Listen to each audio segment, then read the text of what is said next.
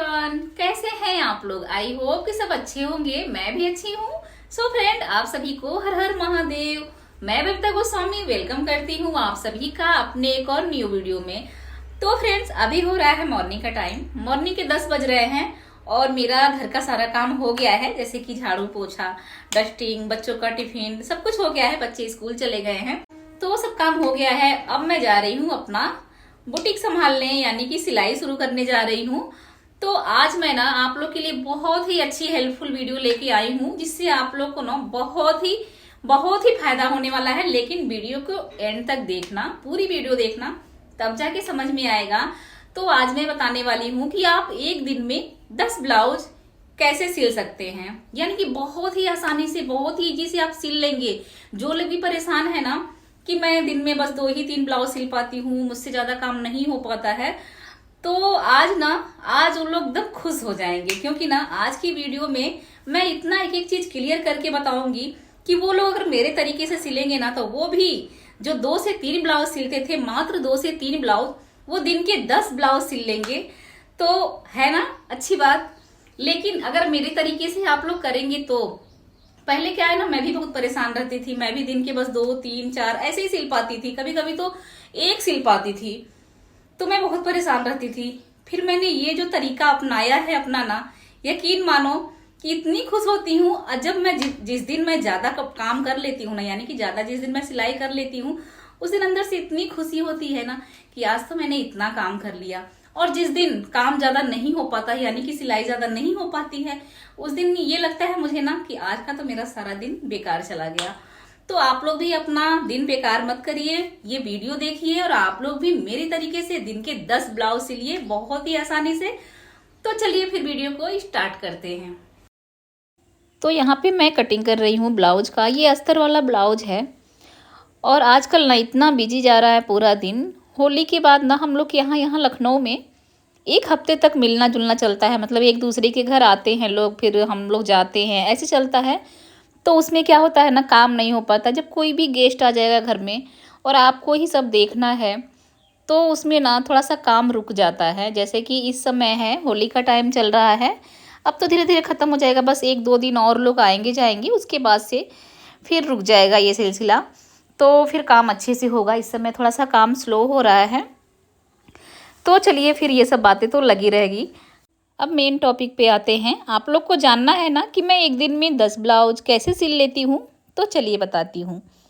तो उसके लिए ना आपको अपने अंदर से आपको एकदम तैयार होना पड़ेगा कि मुझे एक दिन में 10 ब्लाउज सिलना है। देखिए, कभी भी हिम्मत नहीं हारनी चाहिए। कोई भी काम करने से पहले ये नहीं कहना चाहिए कि मैं नहीं कर पाऊँगी या मेरे से नहीं होगा। ये शब्द तो कहना ही नहीं चाहिए। कोशिश करनी चाहिए। हाँ, आप कोशिश करिए। कोशिश करने के बाद भी अगर आपसे नहीं हो रहा है, तब की बात अलग है। लेकिन आप करिए, आप कोशिश करिए, पूरी अपनी ताकत लगा दीजिए कि मुझे भी इतना काम करना है, तो वो होगा। लेकिन पहले ही जब हिम्मत आप हार जाएंगी ना, तो वो काम कहीं ना कहीं फिर पीछे रह जाएगा। तो देखिए, मैं करती ये हूँ कि जैसे मुझे कल काम करना, जो भी काम करना है, जो भी सिलना है, सूट ब्लाउज जो भी सिलना है, मैं एक दिन पहले ही सब सेटिंग कर लेती हूँ। यानी कि दिमाग में सब सोच लेती हूँ कि मुझे कल किसका किसका सिलना है, क्या क्या सिलना है। तो ठीक है, वो मैं सब सोच लेती हूँ। उसके बाद से जो कटिंग करनी, यानी कि जो मुझे कल सिलना है, उसकी कटिंग मैं एक दिन पहले ही नाइट में करती हूँ। अक्सर मैं कटिंग, आप लोग अब मेरे वीडियो में देखिएगा, अक्सर मैं कटिंग ना रात में करती हूँ। फ्री माइंड एकदम, सारे काम ख़त्म करने के बाद। रात में क्या होता है ना, हम लोग की होम बुटीक है, तो दिन भर कोई ना कोई आया जाया करता है। तो रात जब हो जाती है तो रात में कोई नहीं आता। तो रात ना सबसे बेस्ट रहता है कटिंग करने के लिए। और कटिंग करने के लिए फ्री माइंड चाहिए, एकदम कोई डिस्टर्ब करने वाला ना हो। तो जो मुझे कल सिलना है ना, उसकी कटिंग मैं रात में कर लेती हूँ। तो ये आपका बचत हो गया, आपकी कटिंग पूरी कंप्लीट हो गई। अब कल का टेंशन तो है नहीं कि कल मुझे कटिंग करनी है, तो ये समय बच गया आपका कल का। उसके बाद उसके मैचिंग का धागा, बटन, हुक, जो भी उसमें लगाना है, लैस वगैरह, जो भी बकरम, सब मैं मशीन के पास एक टेबल में रखती हूँ। उस पे सारा सामान रख देती हूँ। इंची टेप मैं 2-2 3-3 रखती हूँ। क्या होता है ना, इंची टेप मुझसे ना अक्सर खो जाता है, मेरे से पता नहीं क्यों। तो मैं इंची टेप एक्स्ट्रा रखती हूँ।